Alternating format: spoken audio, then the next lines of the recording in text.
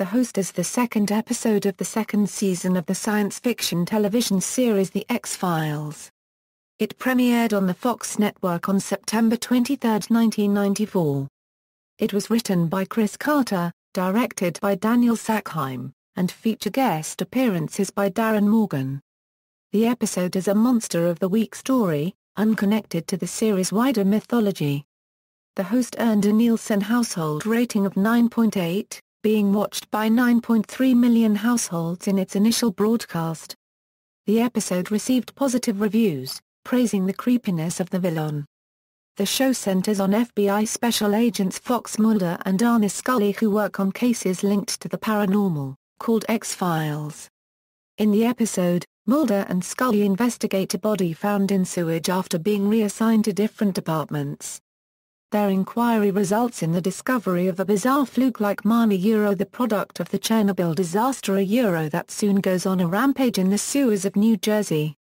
Series creator Chris Carter claimed to have been inspired to write the episode based on 3 incidents: his dog having worms, his readings about Chernobyl, and the extinction of species during the 1990s.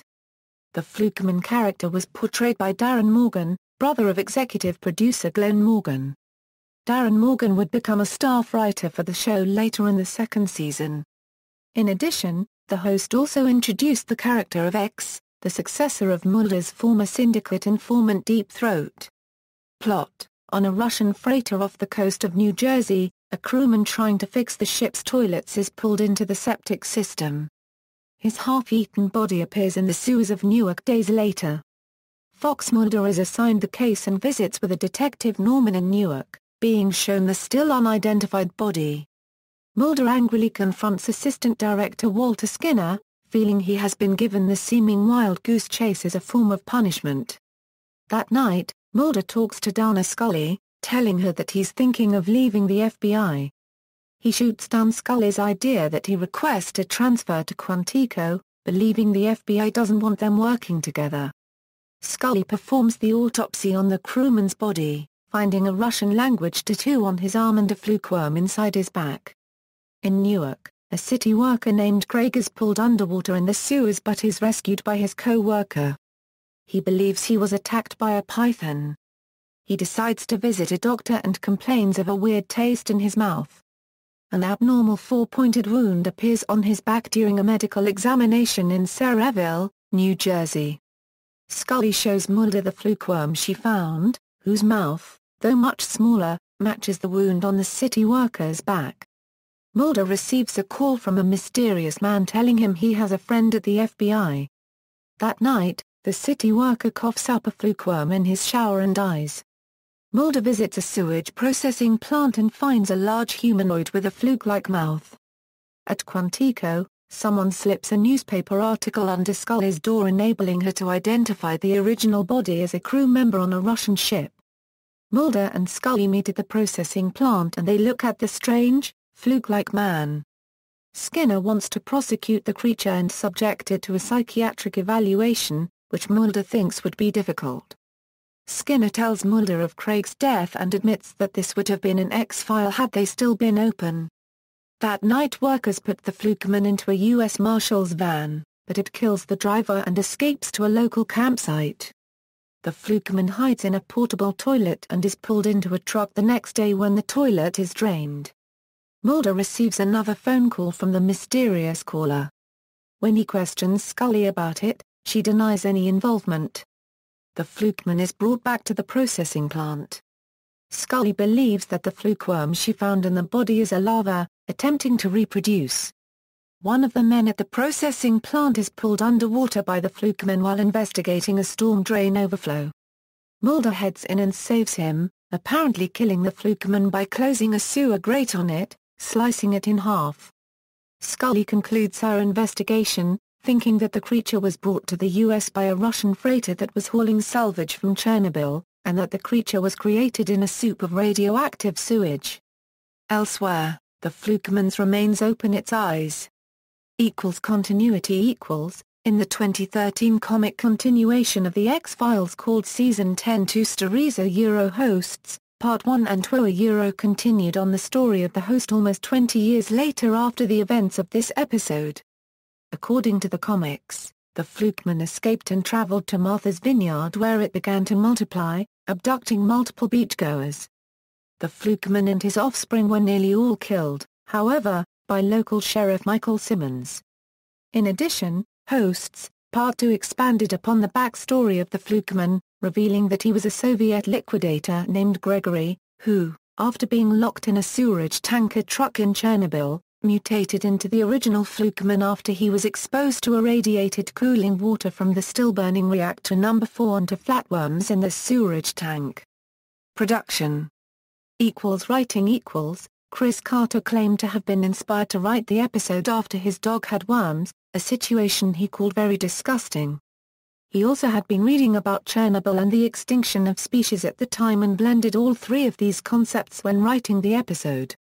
Carter described his mood while writing the episode: "I was in a funk when I wrote that episode. We were coming back from hiatus and I was trying to find something more interesting than just the flukeman. I was irritated at the time and I brought my irritation to Mulder's attitude. Basically, he had become fed up with the FBI. They had given him what he felt was a low assignment, which was sending him into the city after a dead body. But lo and behold, he finds that this is a case that for all intents and purposes is an X-file. It's been given to him by a man he's never looked at as an ally, Skinner. So it's an interesting establishing of a relationship between them." Producer J.P. Finn described the episode as a departure from Carter's usual work as it did not deal with an alien subject matter. Casting and filming The Flukeman also known affectionately as Fluky by the cast and crew was portrayed by Darin Morgan, brother of executive producer Glenn Morgan. He would become a staff writer for the show later in the second season.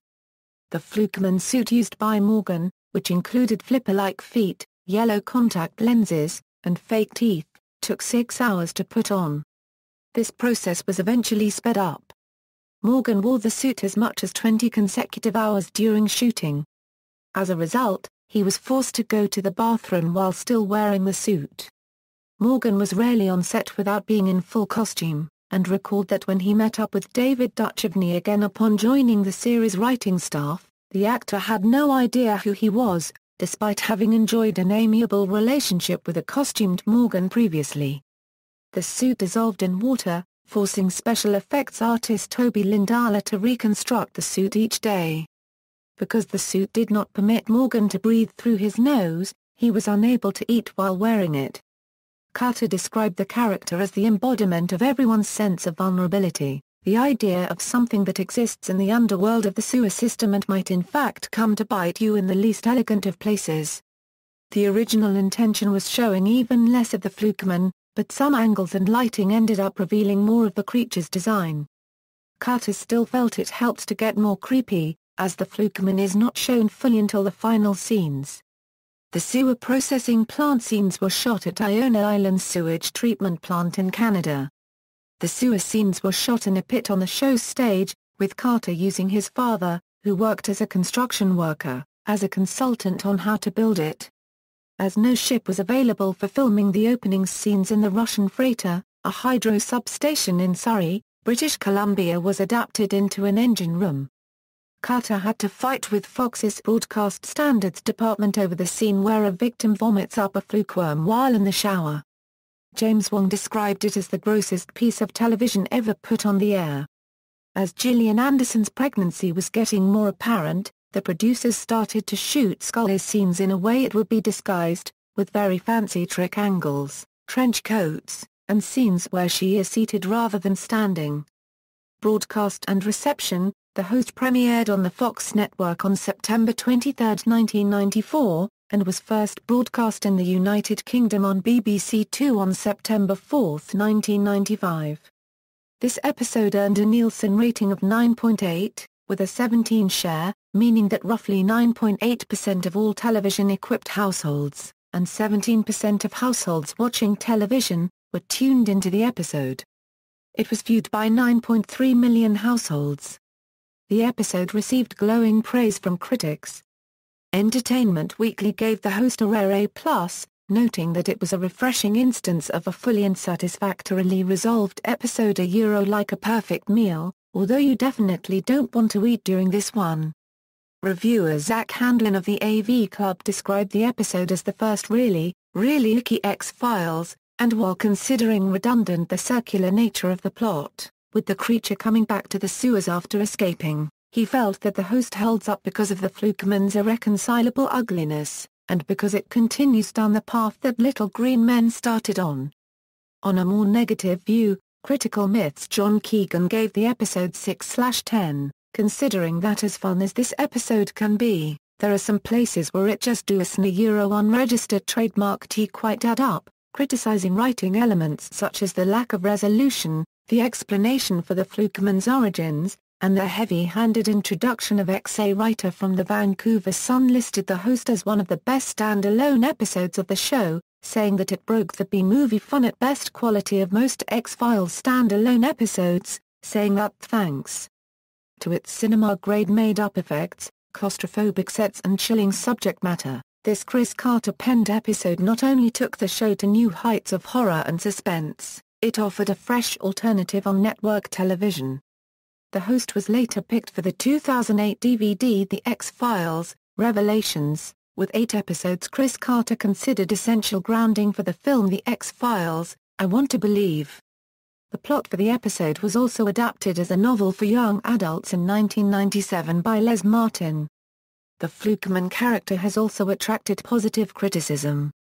Writing for Den of Geek, John Moore listed the Flukeman as one of his top 10 X-Files baddies, writing that the idea of a man-sized biter running around drains in a city near me looking like a giant, fanged maggot, was always likely to induce a goodly amount of cheek shifting on the sofa. The AV Club Zach Handlin described the Flukeman as a beyond icky monster that just looks wrong, adding that the plain fact of its existence is horrifying enough that it doesn't need to do more. Connie Ogle from Pop Matters ranked the character among the best monster of the week, describing it as something of a poster boy for XF villains, and considering that never has toxic waste seemed so dangerous as when the big slimy white fellow slithers onto the screen and starts attacking people in the sewers. References, footnotes. Bibliography, Edwards, Ted. X-Files Confidential. Little, Brown and Company. ISBN 0-316-21808-1. Gradnitzer, Louisa. Pitson, Todd. X marks the spot, on location with the X-Files. Arsenal Pulp Press. ISBN 1-55152-066-4. Hurwitz, Matt. Knowles, Chris. The Complete X-Files. Insight Editions. ISBN 1-933784-80-6. Lovis, Frank. The X-Files Declassified. Citadel Press. ISBN 0-8065-1745-X. Lowry, Brian. The Truth Is Out There, The Official Guide to the X-Files. Harper Prism. ISBN 0-06-105330-9.